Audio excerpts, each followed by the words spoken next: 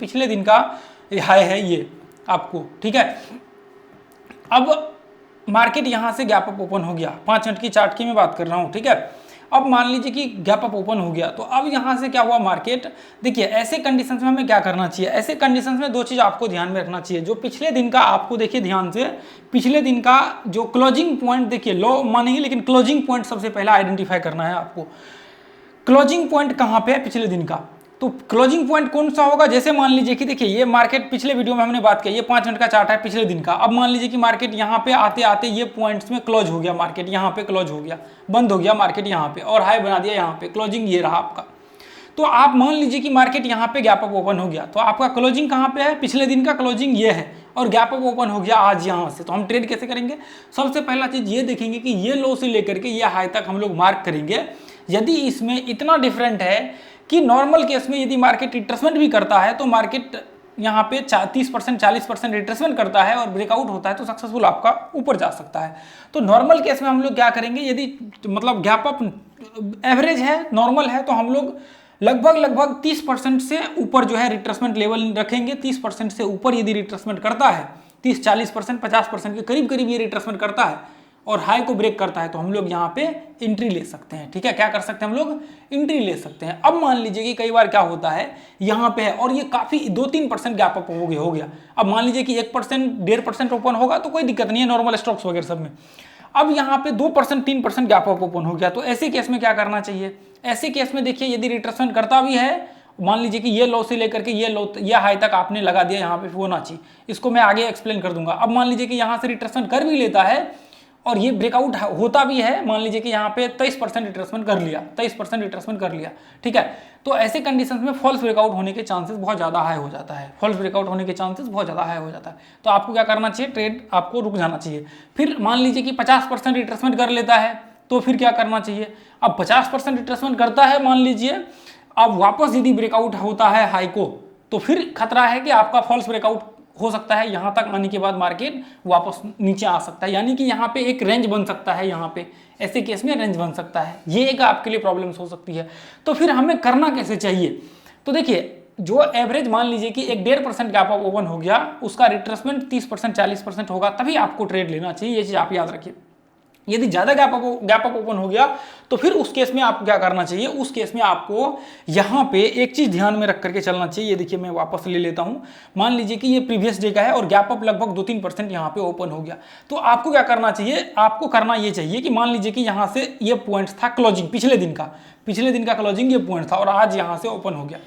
तो अब यहाँ पे आपको क्या करना चाहिए, अब यहाँ पे मार्केट कम से कम जो नॉर्मल लेवल है, नॉर्मल लेवल कितना है, 30% का लेवल है, 40% 50%, ये किसी भी लेवल तक 30 40 50 किसी भी तक मार्केट यहाँ पे आया, यहाँ पे आने के बाद 30% मान लीजिए आया और यहाँ पे डब्ल्यू पैटर्न्स बनाया और फिर ब्रेकआउट करे ये डब्ल्यू पैटर्न्स का, आप एंट्री ले सकते हैं यहाँ पे डब्ल्यू पैटर्न्स बनने के बाद।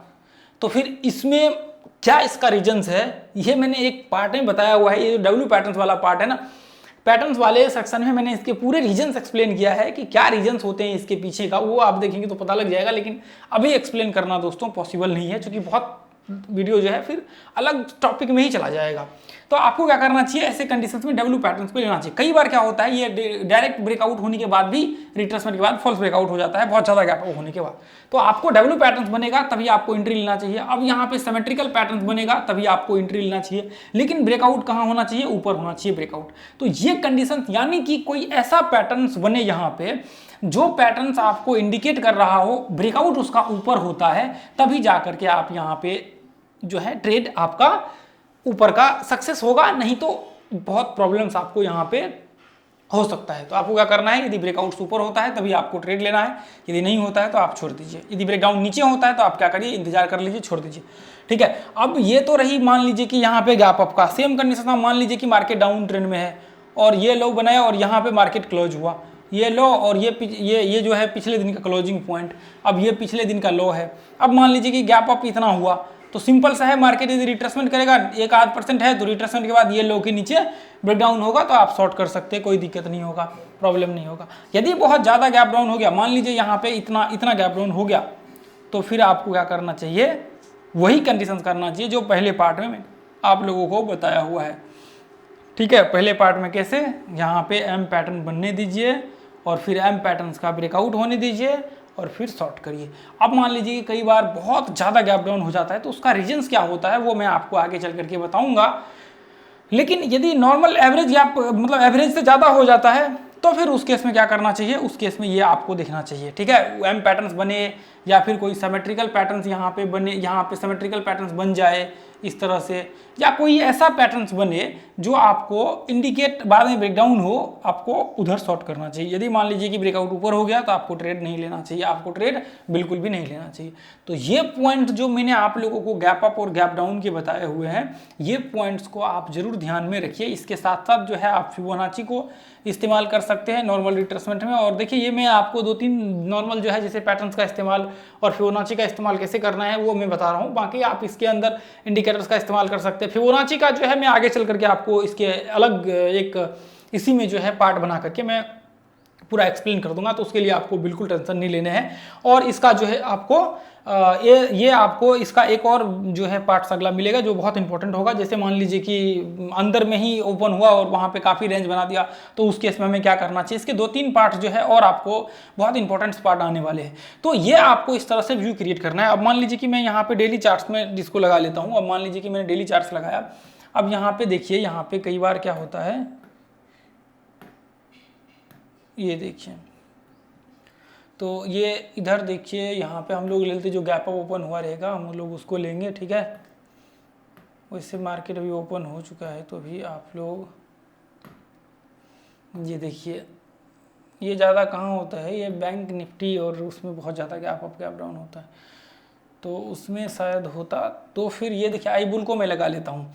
जैसे देखिए आप यदि ध्यान से देखेंगे आई बुल में, तो ये यहाँ से गैप अप ओपन हुआ है और वापस मार्केट नीचे आया है। ध्यान से देखिए, तो ये गैप अप का है, मैं आपको दिखा देता हूँ। ये देखिए ये वाले दिन का मैं इसको ऐसे मार्क कर लेता हूँ। ये देखिए मैं ऐसे मार्क कर लेता हूँ। ये देखिए मैं 5 मिनट का चार्ट डालता हूँ इसमें। ये देखिए ये मैंने लगा दिया, ये रहा आपको इसका, ये देखिए। तो अब यहाँ पे क्या हुआ, अब यहाँ पे ध्यान से देखेंगे मार्केट यहाँ से है और सीधा यहाँ से गैप अप ओपन हुआ। तो देखिए आप यहाँ पे देखेंगे कि बहुत ज़्यादा मार्केट टूट गया। तो ऐसे कंडीशंस में क्या करना चाहिए, ऐसे कंडीशंस में ट्रेड नहीं लेना चाहिए, ये चीज़ आप ध्यान में रखिए। हालांकि ये इसलिए टूटा, यदि कोई दूसरा स्टॉक्स होता तो ज़्यादातर केस में क्या होता, ये गैप अप ओपन हुआ, यदि ये उसको ऊपर जाना होता तो ये इसी के आसपास रह जाता और इसके आसपास वापस ब्रेकआउट हो जाता। ये डाउन ट्रेंड के स्टॉक है, ईबुल आप सबको पता होगा, इसलिए ये मार्केट इतना ज़्यादा। हालांकि ऐसे हो सकते हैं कि ऐसा नहीं है कि सिर्फ जो है यहाँ पे ही हुआ है, ऐसा हो सकता है और भी स्टॉक्स में। ठीक है, तो उसके लिए आपको बिल्कुल टेंशन नहीं लेना है। आपको कैसे स्टॉक्स आइडेंटिफाई, ये देखिए जैसे मान लीजिए कि ये देखिए ये यहाँ से देखिए गैप ओपन हुआ है, ये यहाँ से क्लोजिंग हुआ है और अगले दिन यहाँ से गैप ओपन हुआ है। तो मैं एक बार इसको भी लगा करके आपको दिखा देता हूँ ताकि आपको ये पता लग सके। ये देखिए कहाँ भाग गया वो, ये रहा, ये देखिए गैप अप ओपन हुआ। हाँ ये देखिए तो यहाँ पे देखिए क्या हुआ, यहाँ पे ये क्लोजिंग पॉइंट देखिए, ये हाई के ऊपर तो नहीं ओपन हुआ है लेकिन इसके ये पॉइंट्स आपको दिख रहा है, इसके जस्ट ऊपर ये क्लोजिंग पॉइंट से ऊपर ओपन हुआ है और मार्केट इसके ऊपर ओपन नहीं हुआ है। ठीक है, अब वापस क्या हुआ, मार्केट यहाँ से ओपन हुआ और वापस मार्केट जो है यहाँ से ये पॉइंट से नॉर्मल टूटते हुए मार्केट यहाँ पे इस तरह से आया। उसके बाद इसका जो है ब्रेकआउट हुआ, यहाँ पे फॉलिंग वेज टाइप जो है यहाँ पे पैटर्न्स बना रहा है, उसके बाद इसका ब्रेकआउट हुआ। ठीक है, ध्यान से आप देखेंगे तो यहाँ पे आपको फॉलिंग वेज टाइप जो है पैटर्न दिखेगा। ये देखिए एक सेकेंड में इसको डिलीट करके दिखाता हूँ। ये देखिए यहाँ पे ये ध्यान से आप देखेंगे इसको, तो ये इस तरह से ये 2 पॉइंट को कनेक्ट करेंगे। इसके ऊपर वीडियो मैंने बनाया हुआ था। फॉलिंग वेज टाइप पैटर्न जो है आपको देखने को मिलेगा, इसका ब्रेकआउट ऊपर की ओर होता है। तो अब जैसे ही मार्केट यहाँ पे ब्रेकआउट हुआ तो आप ऊपर का ट्रेड यहाँ पे एग्जीक्यूट कर सकते हैं। लेकिन मान लीजिए कि थोड़ी देर के लिए हम लोग इसको छोड़ देते हैं, इसके ऊपर बाद में एनालिसिस करेंगे। ठीक है, हमें चाहिए गैप अप वाले सिनेरियो, ताकि पूरे गैप अप हो, हमें पता लग सके उसमें जो गैप अप और गैप डाउन में क्या आपको व्यू बन रहा है। ठीक है, तो अभी तो यहाँ पे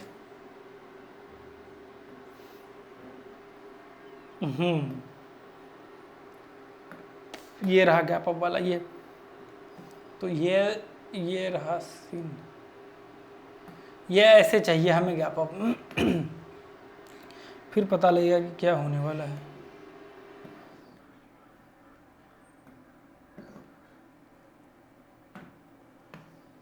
एक सेकंड, ये क्यों भाग गया यहाँ से? ये देखिए यहाँ का है, ये भाग गया यहाँ से छूट करके, ठीक है। ये देखिए यहाँ का है, ये देखिए यहाँ गैप अप जो हो रखा है। तो आप सबसे पहला ये पॉइंट्स देखिए, ये पॉइंट पे लगा करके देखिए मार्केट रिट्रेसमेंट किया, उसके बाद फिर उस हिसाब से। लेकिन यहाँ पे आप एक चीज़ देखेंगे तो यहाँ पे आपको एक डब्ल्यू पैटर्न्स टाइप जो है देखने को मिलेगा। आप जब ध्यान से इसको देखेंगे तो यहाँ पे डब्ल्यू पैटर्न्स टाइप, और यदि इस तरह से आप देखेंगे तो यहाँ पे जो है आपको एक चैनल टाइप पैटर्न्स जो है देखने को मिलेगा यहाँ पे, ठीक है। यदि इसका ब्रेकआउट ऊपर होता है तभी जा करके हमें ट्रेड करना होता है, यदि नहीं होता है तो फिर आपको ट्रेड नहीं करना होता है। ये देखेंगे तो यहाँ पे एक छोटा सा डब्ल्यू पैटर्न्स टाइप जो है बन रहा है, ये देखिए ध्यान से, यहाँ पे देखिए। उसके बाद यहाँ पे डब्ल्यू पैटर्न्स टाइप, इस हिसाब से यहाँ पे एंट्री आपका बन सकता है, एसएल यहाँ पे लग सकता है। अब यहाँ पे देखेंगे बहुत ज़्यादा, देखिए ज़्यादा यदि नॉर्मल केस में तो, हालांकि ऐसे केस में तो आपका एंट्री डायरेक्ट यहाँ